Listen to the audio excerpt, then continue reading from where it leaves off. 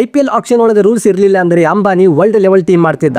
ಅದಕ್ಕಂತೇಳಿ ಈ IPL action rules ಬಹಳ interesting ಅದಾವ. ಅದರಾಗ ಈ ಸಲ ಅಂತೂ ಒಂದು ಹೊಸ ರೂಲ್ ಬಂದೈತಿ. ಇಲ್ಲಿ ಪ್ರತಿಯೊಂದು ಟೀಮ್ ಅವರಿಗೆ ಒಂದು ಮಾತು ಚಲೋತ್ನಾಗೆ ಹೇಳ್ಯಾರ, ನೀವು ಎಷ್ಟೇ ಶ್ರೀಮಂತ ಇರ್ರಿ ಆದ್ರೆ ನಿಮ್ಮ ಸ್ಕ್ವಾಡ್ ಒಳಗ 18ಕ್ಕಿಂತ ಕಡಿಮೆ ಮತ್ತು 25ಕ್ಕಿಂತ ಹೆಚ್ಚು ಪ್ಲೇಯರ್ಸ್ ಇರೋ ಹಂಗಿಲ್ಲ. ಇದ್ರಾಗ ಫಾರಿನ್ ಪ್ಲೇಯರ್ಸ್ ಅಂದ್ರೆ ಎಂಟೇ ಇರಬೇಕು. ಮತ್ತೆ ಈ ವರ್ಷದ ಹೊಸ ರೂಲ್ ಪ್ರಕಾರ ಫಾರಿನ್ ಪ್ಲೇಯರ್ಸ್ ನ ಬೆಲೆ 18 ಕೋಟಿ ತನಕ ಅಷ್ಟೇ ಇರ್ತೈತಿ. ಅಕಸ್ಮಾತ್ ಅದಕ್ಕಿಂತ ಜಾಸ್ತಿ ಬಿಡಿಂಗ್ ಮಾಡಿದ್ರೆ ಆ ಎಕ್ಸ್ಟ್ರಾ ರೊಕ್ಕ ಎಲ್ಲ ಸೀದಾ BCCI ಜೇಬಿಗೆ ಹೋಗ್ತಾವ್ರಿ. ಈಗ ಬರೋದು ಅತಿ ಇಂಪಾರ್ಟೆಂಟ್ ವಿಷಯ, ಅದೇ ಬಜೆಟ್. ಪ್ರತಿ ಟೀಮಿಗೆ ಇಡೀ ಟೀಮ್ ಕಟ್ಟಕ್ಕೆ ಬರೀ 120 ಕೋಟಿ ಅಷ್ಟೇ ಸಿಗ್ತಾವ. ಈ ಟೀಮ್ ಹೆಂಗಾಗ್ತೈತಿ ಅಂದ್ರೆ ಮೊದಲು ಮಾರ್ಕೆಟ್ ಪ್ಲೇಯರ್ಸ್ ಅಂದ್ರೆ ಸ್ಟಾರ್ ಪ್ಲೇಯರ್ಸ್ ನ ಬಿಡಿಂಗ್ ಆಗ್ತೈತಿ. ಹೆಂಗ ಪರ್ಸ್ ಒಳಗ ರೊಕ್ಕ ಕಡಿಮೆ ಆಗ್ತಾ ಹೋದ ಹಂಗ ಡಿಸಿಷನ್ ತಗೊಳ್ಳಲು ಪ್ರೆಷರ್ ಆಗ್ತೈತಿ. ಅವಾಗ ನೋಡ್ರಿ ಈ IPL ಆಕ್ಷನ್ ನೋಡಕ ಬಹಳ ಮಜಾ ಬರ್ತೈತಿ. ಪ್ರತಿ ವರ್ಷ ಒಂದು ಮಿನಿ ಆಕ್ಷನ್ ನಡೀತೈತಿ. ಅದರಾಗ ಟೀಮ್ ನವರು ತಮ್ಮ ಕೆಲವು ಪ್ಲೇಯರ್ಸ್ ಅನ್ನ ರಿಟೈನ್ ಮಾಡ್ಕೋಬಹುದು. ಒಂದೊಂದು ಸಲ ಇಡೀ ಟೀಮ್ ಅನ್ನೇ ಇಟ್ಕೊಂಡು ಬಿಡ್ತಾರ. ಆದ್ರೆ ಉಳಿದ ಪ್ಲೇಯರ್ಸ್ ಎಲ್ಲರೂ ಬಿಡಿಂಗ್ ಹೋಗಲೇಬೇಕು. ಪ್ರತಿ 3 ವರ್ಷಕ್ಕೊಮ್ಮೆ ಮೆಗಾ ಆಕ್ಷನ್ ಅಂತ ಬರ್ತೈತಿ. ಅಲ್ಲಿ ಟೀಮ್ ನವರು ಬರೀ ತಮ್ಮ ಮೇನ್ ಪ್ಲೇಯರ್ಸ್ ಅನ್ನ ಅಷ್ಟೇ ಇಟ್ಕೋಬೇಕು, ಉಳಿದವರೆಲ್ಲ ಮತ್ತೆ ಬಿಡಿಂಗ್ ಗೆ ಹೋಗ್ತಾರೆ. ಅವಾಗ ಇಡೀ ಫ್ರೆಶ್ ಟೀಮ್ ರೆಡಿ ಆಗಿ ಬರ್ತೈತಿ. ಅದಕ್ಕೆ IPL ಅಂದ್ರೆ ಬರೀ ಲಕ್ ಅಷ್ಟೇ ಅಲ್ಲ, ಇದೊಂದು ವೆಂಚರ್ ಕ್ಯಾಪಿಟಲ್ ಇದ್ದಂಗೆ. ಯಾವ ಪ್ಲೇಯರ್ಸ್ ಮೇಲೆ ಎಷ್ಟು ಬಂಡವಾಳ ಹೂಡಬೇಕು ಅನ್ನೋದು ಬಹಳ ಮುಖ್ಯ. IPL ಬಿಸಿನೆಸ್ ವ್ಯಾಲ್ಯೂ ಇವತ್ತು 70,000 ಕೋಟಿಗಿಂತಲೂ ಜಾಸ್ತಿ ಐತೆ ಅಂದ್ರೆ ನಂಬ್ತೀರಾ? ನಿಮ್ಮ ಫೇವರೇಟ್ IPL ಟೀಮ್ ಯಾವುದು? ಕಮೆಂಟ್ ಅಲ್ಲಿ ಹೇಳಿ. ನಾವು ಇದೇ ತರ ವಿಡಿಯೋಸ್ ತರ್ತಾ ಇರ್ತೀವಿ. ಸೊ ಫಾಲೋ ಮಾಡಿ ಜಾಲಿ ಗಂಟಿ.